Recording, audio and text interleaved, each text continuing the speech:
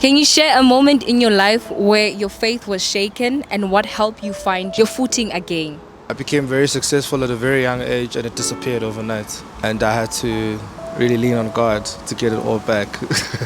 What did that season teach you about who God is? I sometimes feel like he was proving a point, you know. But he really came through as the source, man. I think that was the biggest reminder. We really forget where stuff comes from once we have stuff, you know. And for me, I mean, there's details I'm not sharing, but I needed that reminder at that time of my life. So he really just reminded me that he's the source more than anything.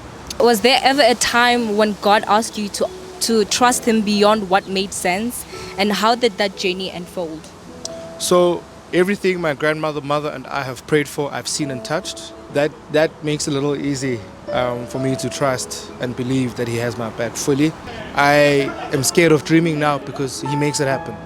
I'm just worried I might not have capacity for all of it. What did obedience look like for you in that moment? Unpopularity? Obedience often looks like being alone. That's the only time you can hear clearly, you know. You can hear and not try to refer to whatever deflect might be there. So for me, it just taught me to be still and alone with God. What does being unshakable mean to you personally, and how has that meaning evolved over time? On a day-to-day basis, for me, it just translates itself into stubbornness about the necessary things. And when you are called to really serve at the front line of ministry, I play music, so I'm on stage all the time, etc., etc. We really are like on the top of the list for attacks and stuff like that. And sometimes you need to really just stand and really ground yourself through the worst of times.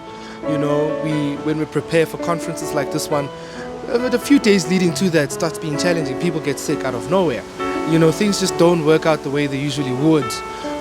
And you just have to be stubborn, especially from the understanding of why stuff happens in that time.